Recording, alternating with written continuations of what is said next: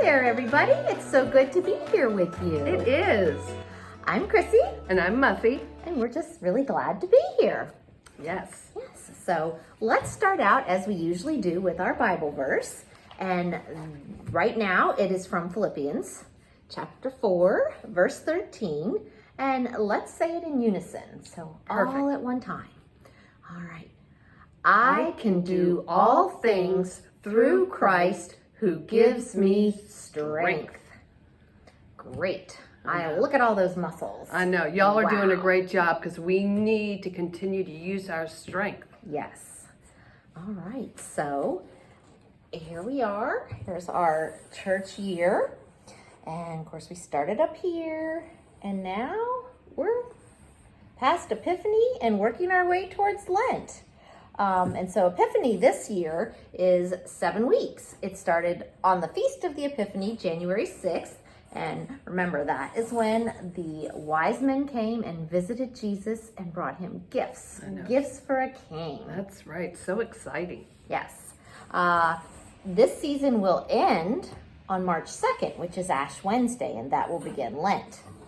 So, during the season after Epiphany, the stories we hear in the gospel readings reveal Jesus as God's son. So by the miracles and things that he did. Remember the story last week? Oh, yeah. Woo, all those fish. All those Can you fish. believe that? That was a really wild story. Yes. Imagine if you were Simon Peter and the other disciples hauling in all those fish. Yes. Wow. Yeah. So, well, this week, Muffy is going to tell us another story about Yes. Jesus. So, That's right. get Get ready to ready. hear that.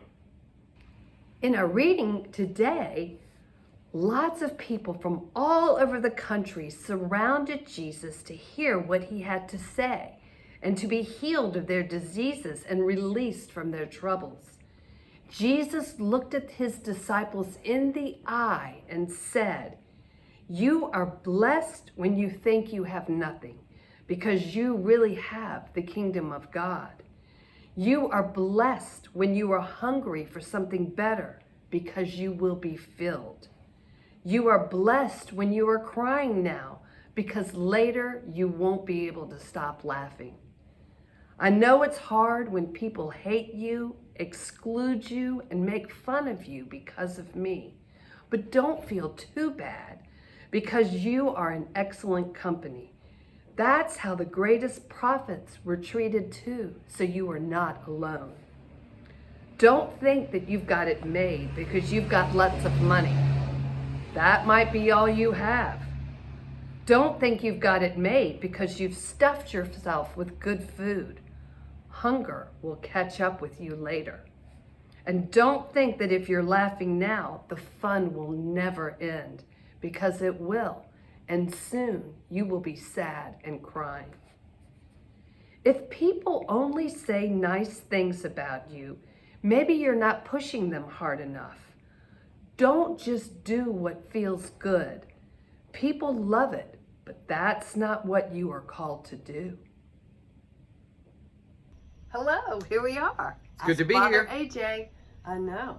Boy, do I have a couple of questions for you. Well, yeah, this is critical teaching. This is kind of getting to the real heart of Jesus's message and Yeah. the good news and how we live into it. Yes, absolutely. So, what Jesus is telling everybody and the disciples is the Beatitudes. And I don't know if you all remember, but last year we did a whole lesson on the Beatitudes, which was wonderful, you know. Right. And so it says in this that Jesus was addressing the crowd. So he's talking to everybody, but then it says he was looking not only at the people, but he was looking at the disciples in the eye. And why is this such a special message to the disciples? I mean, or is it? You know, I don't know.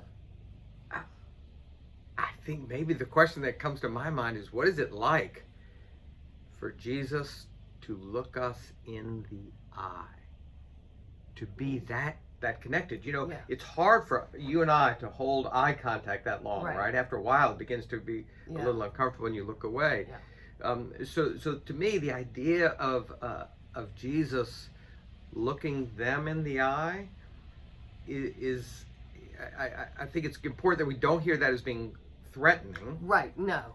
or accusatory, Right. but it's invitational. In other words, it's saying to them, I see you, I care about you, this is important, so please pay attention.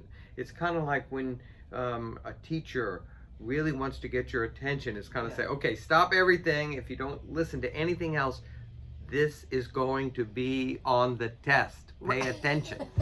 I think, Right, So yeah. that's how I interpret Okay, that all idea right. that Jesus is looking them in the eye. It's not to say that it's not important for everyone else there too. Right. But in order for them to carry on his ministry after his Okay. death and resurrection and ascension, they really need to get this. This Okay. is going to be on the test. Right. And what I mean on the test is this is going to be crucial to everything that they carry on after Jesus' resurrection and ascension. Okay, that makes a lot of sense. I hope so. Thank you. Yeah. Ooh, this is on And the also, test, everybody. to hold on to the idea of Jesus looking you lovingly in the eye. Yeah. To be seen like that, to be known like that. Yeah, absolutely. And also too, I think, like what you're saying is that, too, for me, I'm speaking from my experience as somebody when I was young and growing up, that I thought that the people who had a lot of money were the most important people, and Jesus is telling us that's not right. No. Everybody's important. You're in the right place. Yeah. You are blessed. Yeah. Even when, sometimes especially when we're in need. Yeah. Because that's when we go looking especially and are more open to these eyes of Jesus that are always on us. Right. Which leads me to my next question. He says at the very end, Jesus says, if people can only say nice things about you, maybe you're not pushing them hard enough. Don't just do what feels good. People love that, but that is not what you are called to do. Yeah, that's a tough one, isn't Mhm. it? Because I like to be spoken well of, thought well of. I like for yeah. people to be pleased with me. I think we all do, you know? Yeah. Everybody wants to be liked. And let's be clear, this isn't Jesus saying, go and try to make someone mad today. Right, yeah, That's not the point. right. But it is Jesus reminding us, and we talked about this some before, about the role of prophets. Mm-hmm. And sometimes when we are speaking God's truth, when we are standing up for these teachings of Jesus to love our neighbor, sometimes some people don't like to hear that because it requires us to behave differently, to see things and people differently, to give up things, and so sometimes we'd rather not say that. It requires work on our part. And it is You work. know, sometimes we don't want to. We want to do what's easy. We don't want to do what's hard. Right. We have to work. I mean, can you just imagine if you and your friends were gathered together? You're at school. You're at maybe at your lunch table, Right. and you're talking about someone else who's not there at the moment. And maybe you're saying some bad things, or other people are saying bad things about, let's call her Jane. And you say, you remember that Jesus says we're supposed to be kind to people, especially people who are having a tough road. Right. And so you say to your friends, I don't think it's right that we talk about Jane.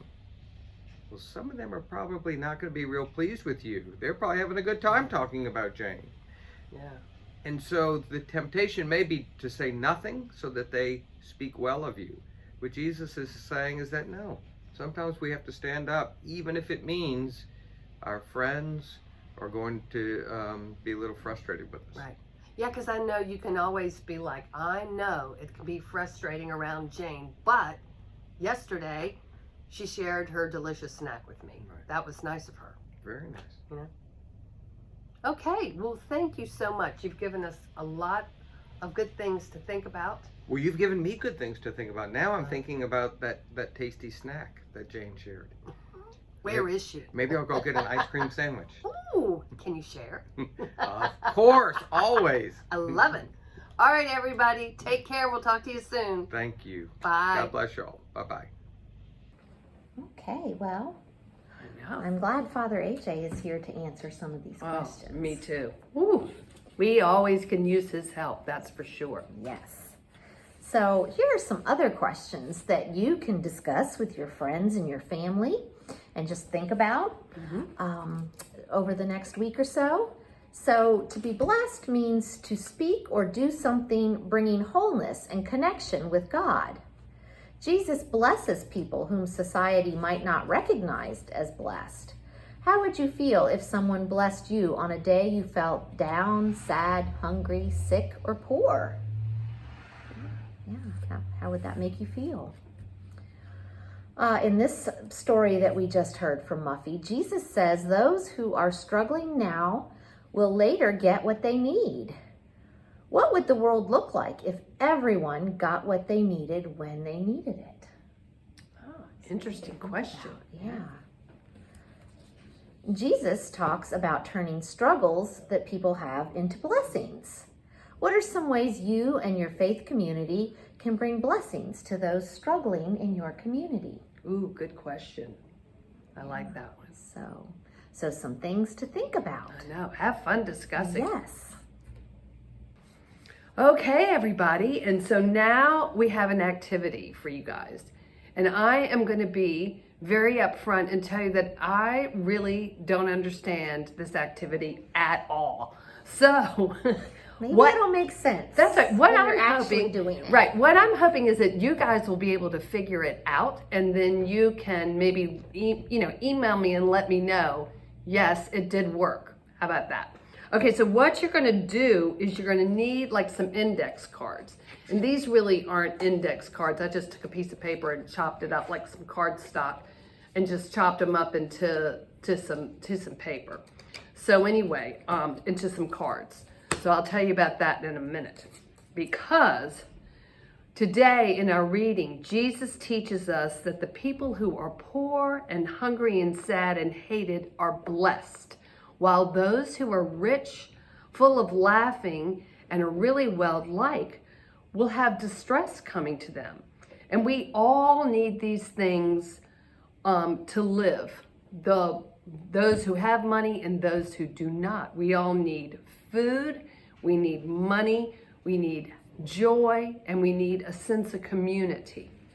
The problem, Jesus points out, is that there's an imbalance of those things in his community in which he lives, and really in all communities that are existing all over the world. So it hurts people when those who have resources don't share them properly, when they hoard them and keep them to themselves and don't share. So what you're supposed to do with these cards is to give everybody who's playing 4 cards. And on each card, you are going to draw food, something that resembles food, and you can write food below it if you want to. Money, so you might want to do some dollar bills or some coins and write money underneath it. And then joy, maybe just a smiley face, because everybody needs joy in their life. We don't have it all the time, but we need joy. And then community, which could be your neighborhood, your family. Just draw a couple of people, which stands for community. And so what you're supposed to do is, say Chrissy and I are playing the game, I would take her cards and my cards and I would mix them all up, shuffle them all up. And then what I would do is I would divide the cards. I'm not looking at the pictures. You want to put the pictures face down so that the top of the card is blank when you're dealing them out. And so I would hand Chrissy a card, then me a card, until all the cards are given out. And then what you're supposed to do is you've got to trade your cards. You've got 4 minutes to trade the cards. So put a timer on, either on a cell phone, or maybe I always use my microwave timer Or Alexa. Oh yeah, or Alexa, there we go, if you've got an Alexa, and you trade the cards. And what's supposed to happen is that within that 4 minutes, everyone is supposed to have one of each card. And if you don't, then you need to replay the game. So yeah, if one person doesn't have 4 different cards, everybody loses. But if everybody has 4 different cards, then you win the game. And so if y'all understand that part, then what you can do is you can do it faster. You can decrease the time. So you can try 2 minutes or whatever. And then it should be a fun game where everybody trades the cards. So anyway, good luck. Let me know if it works, because I couldn't figure it out. And that is our activity for today. And now, Chrissy and I are going to close with prayer. Yes. So remember, a prayer is like a gift you receive. So you hold out your hands, and when you receive it, you take it and put it in your heart. So, Dear God, help us be a blessing to those we encounter. Strengthen us to comfort those who weep and feed anyone who is hungry.